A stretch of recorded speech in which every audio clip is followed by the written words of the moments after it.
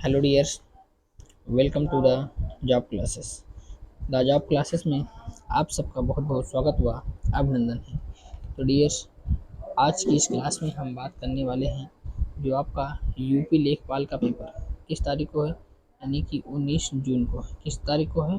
19 जून को जो आपका यूपी लेखपाल का पेपर होने वाला है। इसमें आपकी मुख्य भूमिका हिंदी निभाने वाली है। तो हिंदी के क्वेश्चनों को लगातार आप प्रैक्टिस करते रहिए। अगर हिंदी के प्रश्नों को आपने सही किया है, ठीक है, तो आपके 100%, ठीक है, सिलेक्शन पक्का होने वाला है। लेकिन हिंदी के साथ साथ अन्य सब्जेक्ट की भी प्रिपरेशन आपको लगातार डेली प्रैक्टिस करना है, ठीक है। क्योंकि अब अलग पढ़ने का, यानी अलग पढ़ने के लिए आपको टाइम नहीं मिलेगा। आपको केवल प्रैक्टिस सेट ही सॉल्व करना है।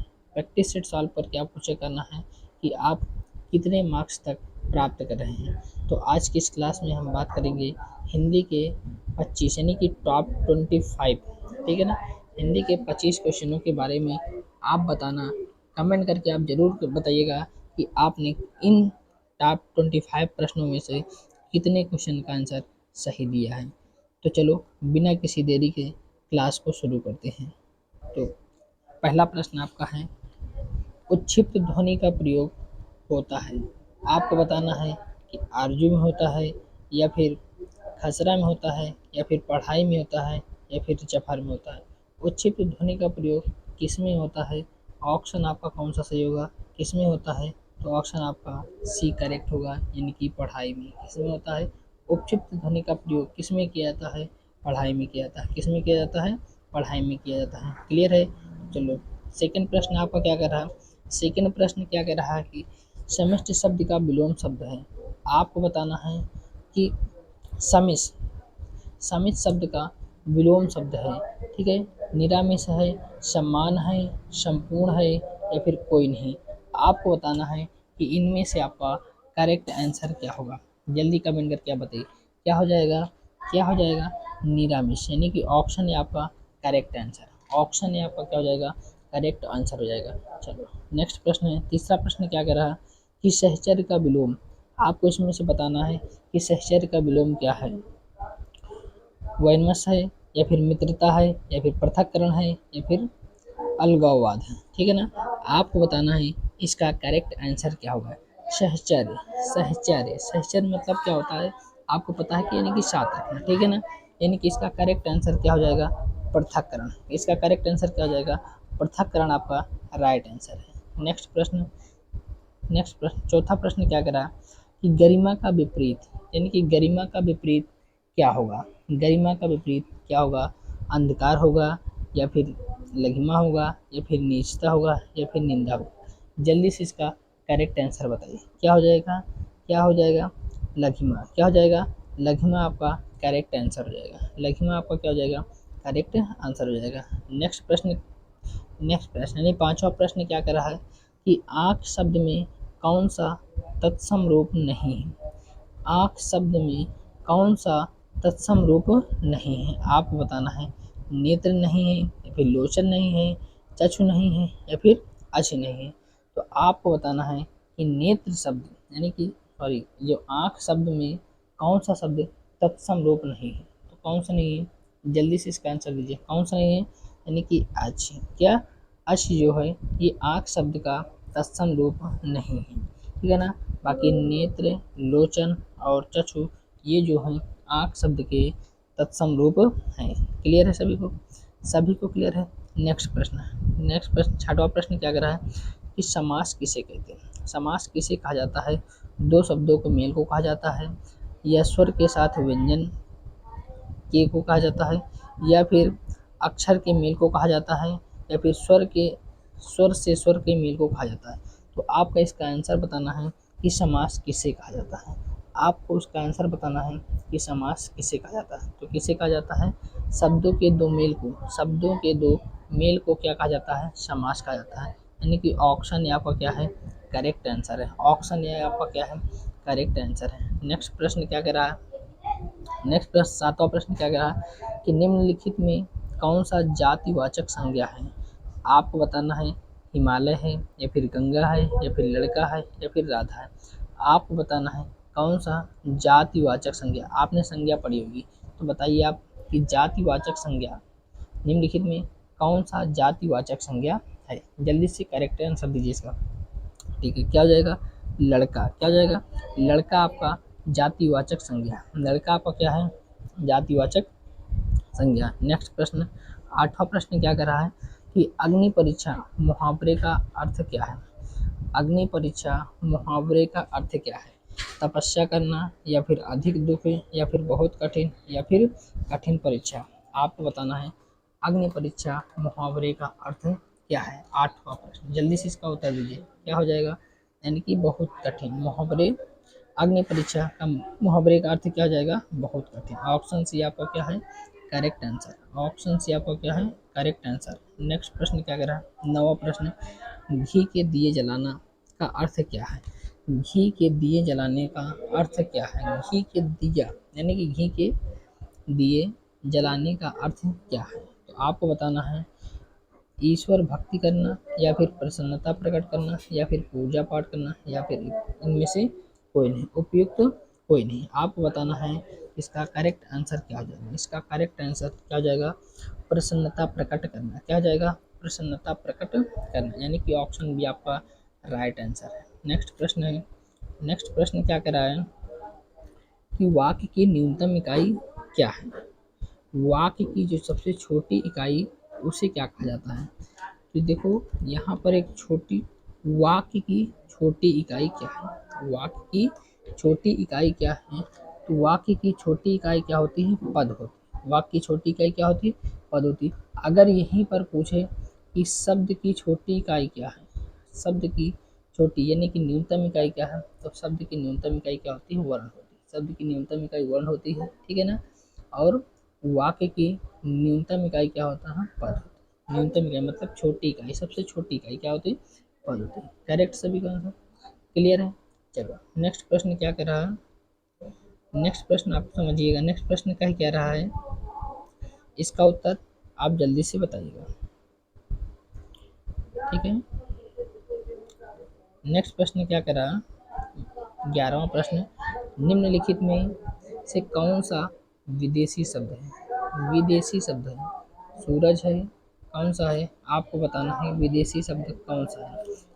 सूरज है, या फिर हाथी है, या फिर जगमन है, या फिर औरत है। तो विदेशी शब्द इनमें से कौन सा है, क्या है, औरत। औरत जो है ये क्या है, विदेशी शब्द है। औरत जो है ये क्या है, विदेशी शब्द है। चलो नेक्स्ट प्रश्न, नेक्स्ट प्रश्न का 12वां प्रश्न क्या कर रहा है, नील गाय शब्द का समास विग्रह। नील गाय, नील गाय शब्द का समास विग्रह जल्दी से बताइए, क्या हो जाएगा इसका करेक्ट आंसर, क्या हो जाएगा, नीली है जो गाय। क्या हो जाएगा, नीली है जो गाय, अर्थात कौन सा, ऑप्शन, आपका option B is right answer. Option B is right answer, नीली है जो गाय, नीली है जो गाय, नील गाय का क्या है, समास विग्रह। नेक्स्ट प्रश्न, नेक्स्ट प्रश्न क्या, 13वां प्रश्न क्या कर रहा कि निम्न में से तत्भव शब्द का चयन करना। क्या करना है आपको, तत्भव शब्द का चयन करना, ठीक है ना। चर्च जियो, चर्च जियो, आपको बताना है इसका तत्भव शब्द क्या हो जाएगा। चर्च जियो का तत्भव शब्द क्या हो जाएगा, जल्दी से इसका आंसर दे। चर्च जियो इसका क्या हो जाएगा, तो आपने पढ़ा चर्च जियो, आग। क्या हो जाएगा, आग। ऑप्शन ए आपका करेक्ट आंसर, ऑप्शन ए आपका करेक्ट आंसर। नेक्स्ट प्रश्न क्या है, 14वां प्रश्न, निम्न में से सबसे सही वाक्य को चुनना है। आपको सबसे सही वाक्य को चुनना है। पहला है अब तुम जाओ, दूसरा है अब तुम जाइए, तीसरा है अब तुम जा, और चौथा है अब तुम जाओ। यहाँ पर क्या है, अब तुम जाओ, ऑप्शन फर्स्ट भी देखने को आपको मिला है, अब तुम जाओ ऑप्शन सेकंड, यानी कि दोनों सेम सेम। ये क्या हो जाएगा, करेक्ट आंसर अब तुम जाओ। क्या हो जाएगा, अब तुम जाओ, अब तुम जाओ या अब तुम आओ, ये दोनों करेक्ट आंसर है, ठीक है ना।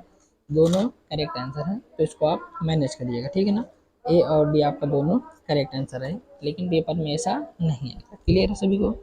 चलो नेक्स्ट प्रश्न है, 15वां प्रश्न क्या कर रहा है कि बहुब्रीहि समास पहचानना है। बहुब्रीहि समास किसमें है, चंद्रशेखर में है, या फिर दीनानाथ में है, या फिर नीलकमल में है, या फिर रामानुज में है। तो बहुब्रीहि समास आपने अच्छे से पढ़ा है। किसमें है? चंद्रशेखर में। किसमें है? चंद्रशेखर में। चंद्रशेखर में क्या है? बहुब्रीहि समास। चलो नेक्स्ट प्रश्न। नेक्स्ट प्रश्न क्या करा? निम्न में से कौन सा कंज का पर्यायवाची शब्द नहीं है? कंज का पर्यायवाची शब्द नहीं, अमृत नहीं है, या फिर ब्रह्मा नहीं, या फिर कमल नहीं, या फिर मदिरा नहीं। तो आपको बताना है कौन सा नहीं है। कौन सा नहीं है? कौन सा नहीं है? मदिरा। कौन सा नहीं है? मदिरा। मदिरा जो है कंज का पर्यायवाची शब्द नहीं है। क्लियर है सभी को? सभी को क्लियर है? जल्दी बताइए, सभी को क्लियर है? ठीक है। कंज का पर्यायवाची शब्द क्या हो जाएगा? मदिरा हो जाएगा। क्या हो जाएगा? मदिरा हो जाएगा। सभी को क्लियर है? सभी को क्लियर है? चलो नेक्स्ट प्रश्न है। नेक्स्ट प्रश्न क्या करा? भूकंप किस प्रकार की संज्ञा है? भूकंप किस प्रकार की संज्ञा है? जल्दी से बताइए, भूकंप किस प्रकार की संज्ञा है? तो आपको पता है कौन सी संज्ञा है? जातिवाचक संज्ञा। भूकंप भूकंप जातिवाचक संज्ञा है। नेक्स्ट प्रश्न। नेक्स्ट प्रश्न 18वां प्रश्न। इनमें से कौन सा शब्द पृथक संज्ञा है? ठीक है, इनमें से कौन सा शब्द पृथक संज्ञा है? किताब है, या फिर कमल है, या फिर विद्यार्थी है, या फिर गीता है? जल्दी बताइए, इसका करेक्ट आंसर क्या हो जाएगा? इसका करेक्ट आंसर क्या हो जाएगा? जो हमारी गीता है, जो हमारी गीता है, ठीक है ना। गीता जो है इनकी पृथक संज्ञा, ठीक है ना। इन सब में गीता जो है अलग है, गीता जो है अलग है, ठीक है ना। चलो नेक्स्ट प्रश्न। नेक्स्ट प्रश्न 19वां प्रश्न क्या कर रहा है? वाक्यांश के लिए सार्थक शब्द दोपहर के बाद का समय। दोपहर के बाद के समय को क्या कहा जाता है? क्या कहा जाता है? अपहरण कहा जाता है। क्या कहा जाता है? अपहरण कहा जाता है। नेक्स्ट प्रश्न क्या है? 20वां प्रश्न। जंगल में लगने वाली आग वाक्यांश के लिए एक सार्थक शब्द है। जल्दी बताइए, जंगल में लगने वाली आग को क्या कहा जाता है? जंगल में लगने वाली आग को क्या कहा जाता है? क्या कहा जाता है? तो आपको क्या कहा जाता है? दावानल। क्या कहा जाता है? दावानल, ठीक है ना। दावानल क्या कहा जाता है? दावानल। नेक्स्ट प्रश्न है। नेक्स्ट प्रश्न कौन सा है? 21 नंबर क्या करा? जो सब कुछ जानता हो वाक्यांश के लिए एक शब्द। जो सब कुछ जानता है उसे क्या कहा जाता है? जल्दी बताइए, जो सब कुछ जानता है उसे क्या कहा जाता है? क्या कहा जाता है? सर्वज्ञ कहा जाता है। क्या कहा जाता है? सर्वज्ञ कहा जाता है। ऑप्शन भी आपका करेक्ट आंसर। नेक्स्ट प्रश्न का 22वां। जब किसी वर्ण की आवृत्ति बार बार होती है, जब किसी वर्ण की आवृत्ति बार बार होती है, वहाँ पर कौन सा अलंकार होता है? जब किसी वर्ण की आवृत्ति बार बार होती है तो वहाँ पर कौन सा अलंकार होता है? सबको पता है कौन सा अलंकार होता है? अनुप्रास अलंकार होता है। कौन सा अलंकार होता है? अनुप्रास अलंकार होता है। नेक्स्ट प्रश्न। नेक्स्ट प्रश्न क्या कर रहा है? पीपर पात सरिस मंडोला में कौन सा अलंकार है? पीपर पात सरिस मंडोला, पीपर पात सरिस मंडोला में कौन सा अलंकार है? तो यहाँ पर क्या किया जाता है? उपमा। कौन सा? उपमा। पीपर पात सरस मंडोला, तो कौन सा अलंकार है? उपमा अलंकार। कौन सा अलंकार है? उपमा अलंकार। चलो नेक्स्ट प्रश्न। नेक्स्ट प्रश्न क्या करा है? सजना है मुझे सजना के लिए, सजना है मुझे सजना के लिए, सजना है मुझे सजना के लिए में कौन सा अलंकार है? सजना है मुझे सजना के लिए, इसमें आपको बताना है कौन सा अलंकार है। कौन सा अलंकार है? यमक अलंकार है। क्योंकि दोनों सजना का अर्थ क्या है? अलग अलग है। दोनों सजना का अर्थ क्या है? एक सजना, ठीक, मतलब कि प्रेतम, या फिर कह लीजिए कि पति, ठीक है। और दूसरे सजना का अर्थ क्या है? किसी चीज को अलंकृत करना, ठीक है ना। किसी चीज को क्या करना? अलंकृत करना। क्लियर है सभी को? तो यहाँ पर कौन सा अलंकार है? यमक अलंकार। कौन सा अलंकार है?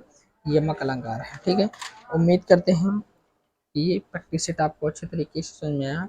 आपने इस प्रैक्टिस सेट में कितने प्रश्न सही किए हैं इसका आंसर कमेंट बॉक्स में जरूर दीजिएगा, ठीक है। और यदि चैनल पर नए हैं तो चैनल को सब्सक्राइब कीजिए, क्योंकि जब तक आपका एग्जाम नहीं हो जाएगा तब तक आपको डेली एक प्रैक्टिस सेट मिलेगा, ठीक है। डेली आपको एक एक प्रैक्टिस सेट मिलेगा। इन प्रैक्टिस सेट में आप अंदाज़ा लगाएंगे कि आप कितने मार्क्स सही कर पा रहे हैं, ठीक है। बस आज के लिए इतना ही। फिर मिलते हैं कल नए सेट में, यानी कि नए प्रैक्टिस सेट में। तब तक के लिए जय हिंद, जय भारत।